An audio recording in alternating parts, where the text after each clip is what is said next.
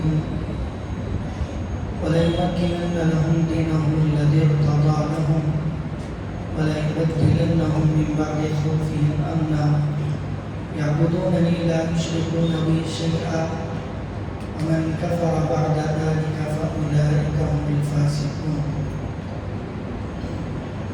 سبحان ربك رب العزة عما يصفون وسلام على المرسلين والحمد لله رب العالمين. اللهم صل على سيدنا محمد وعلى آل سيدنا محمد وبارك وسلم. معزز حاضرین کرام، بزرگان محترم، جو آیت کریمہ میں نے آپ کے سامنے پڑھی ہے، اس میں اللہ تعالیٰ نے ایمان والوں سے، نیک مومنین سے ایک خاص وعدہ فرمایا ہے۔ واقعہ یہ ہوا کہ نبی پاک صلی اللہ علیہ وسلم 10 سال تک مکہ مکرمہ میں رہے۔ پورے کے پورا وقت مکہ مکرمہ میں نبی صلی اللہ علیہ وسلم کو ستایا گیا، تکلیفیں دی گئیں، ہر وقت خوف رہتا تھا کہ پتہ نہیں کون کب کیا تکلیف پہنچائے گا۔ بہرحال جب مدینے کی طرف ہجرت کر گئے تو وہاں بھی یہ خوف رہتا تھا کہ پتہ نہیں کب مشرکین کا حملہ ہو جائے، اور یہودی بھی یہاں پر موجود ہیں اور اوپر سے منافقین کا الگ خدشہ ہے۔ ایسا لگتا تھا گویا کہ ہر وقت ہتھیار لگا کر رہنا ہے۔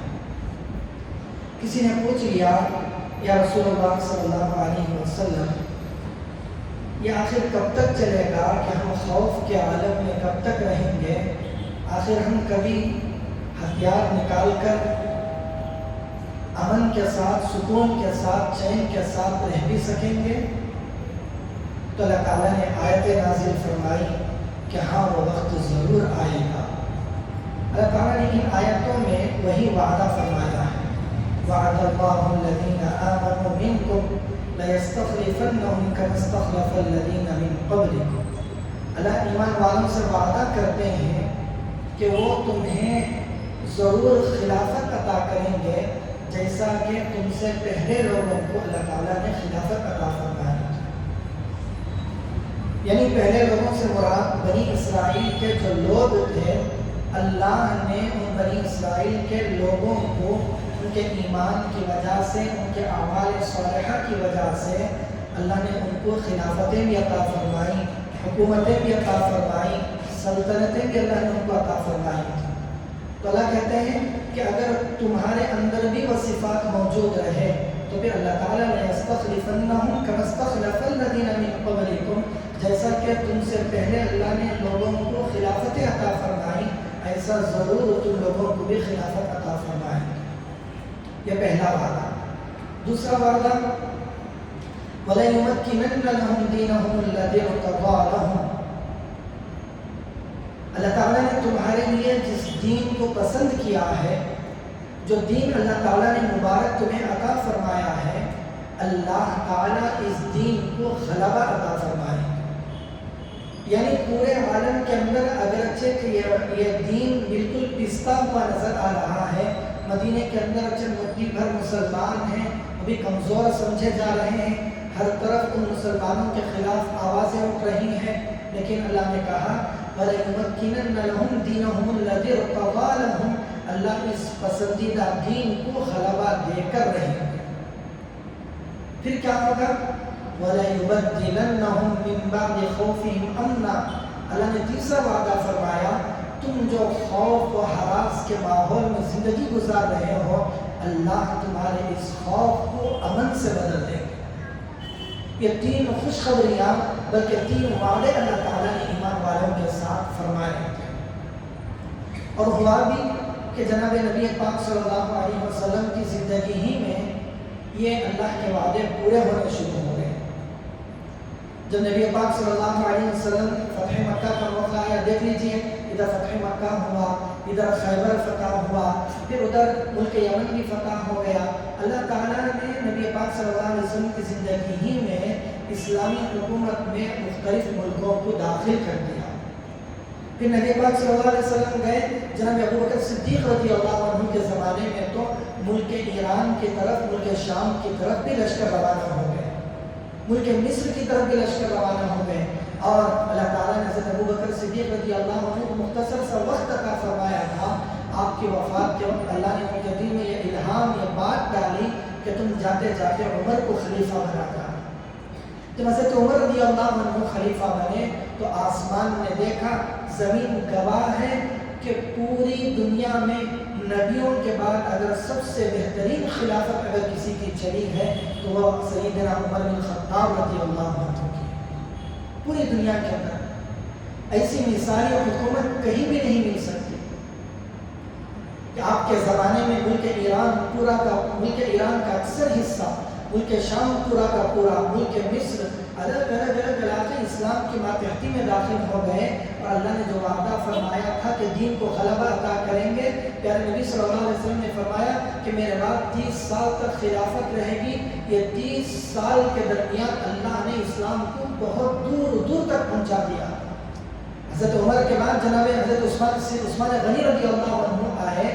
آپ کے زمانے میں تو اسلام مشارق و مغارب تک پھیل گیا۔ نبی صلی اللہ علیہ وسلم نے اپنی زندگی میں دیکھا تھا، خواب میں اللہ کے نبی صلی اللہ علیہ وسلم بیان کرتے ہیں کہ مجھے دکھایا گیا کہ میری امت کے لیے اللہ تعالیٰ نے مشارق و مغارب کو سمیٹ کر رکھ دیا ہے، یعنی یہ پورے حصے، پورے علاقے میری امت کو عطا ہوں گے۔ تو حضرت عثمان غنی رضی اللہ عنہ کے زمانے میں ملک اندلس تک، مغربی ممالک تک بھی مسلمان پہنچ چکے تھے۔ یہ اللہ تعالیٰ کا وعدہ تھا جو اللہ نے اس وقت پورا کیا۔ اور وہ جو بات تھی من بعد خوف امنا، کہ خوف کے بعد اللہ امن اور سکون کا ماحول بھی عطا کریں گے، اللہ تعالیٰ نے وہ امن کا ماحول مسلمانوں کو عطا فرمایا کہ پوری دنیا کے اندر مسلمانوں کی حکومت ہے، مسلمانوں کے قوانین چل رہے ہیں۔ ہاں یہ بہت کم جگہ تھی، لیکن سپر پاور اگر کوئی طاقت تھی تو یہ مسلمانوں کی طاقت ہے۔ بہرحال مسلمان جب تک جو اللہ تعالیٰ نے فرمایا تھا یعبدوننی لا یشرکون بی شیئا، مسلمانوں کی جو صفتیں ہیں، یعبدوننی، مسلمان میری عبادت کرتے رہیں گے، ولا یشرکون بی شیئا، اور میرے ساتھ کسی کو شریک بھی نہیں ٹھہرائیں گے۔ جب تک یہ صفات مسلمانوں کے اندر رہیں، اللہ کی عبادت اور اللہ کے احکامات کو پورا کرنا، اعمال صالحہ کرتے رہے، اللہ تعالیٰ نے مسلمانوں کو خلافت عطا فرمائی تھی۔ جب مسلمانوں کے اندر سے یہ چیزیں ختم ہوئیں تو پھر اللہ تعالیٰ نے خلافتیں بھی مسلمانوں کے ہاتھ سے لیں۔ آج جو مسلمان ایک کثیر تعداد میں ہونے کے باوجود ہر طرف پستا ہوا، ہر طرف مارا پھرتا ہوا ہمیں اگر نظر آتا ہے تو یہی کمی ہے، یعبدوننی لا یشرکون بی شیئا، اس پر مسلمان عمل پیرا نہیں ہے۔ اللہ نے کہا کہ وہ میری عبادت کریں گے۔ مسلمان نام تو اللہ کا لیتا ہے، کوئی دکان کی عبادت کر رہا ہے، کوئی مکان کی عبادت کر رہا ہے، کوئی باطل طاقتوں کی عبادت کر رہا ہے۔ ظاہر میں تو کہتے ہیں اللہ کی عبادت کرتے ہیں، دل کے اندر بت بیٹھے ہوئے ہیں، کسی کے دل میں دکان کا بت ہے، کسی کے دل میں عشق مجازی کا بت بیٹھا ہوا ہے، کسی کے دل میں صنم کا پورا دل بتوں سے بھرا ہوا ہے۔ یہ ہمارے دل اللہ کے لیے خالص نہیں رہے۔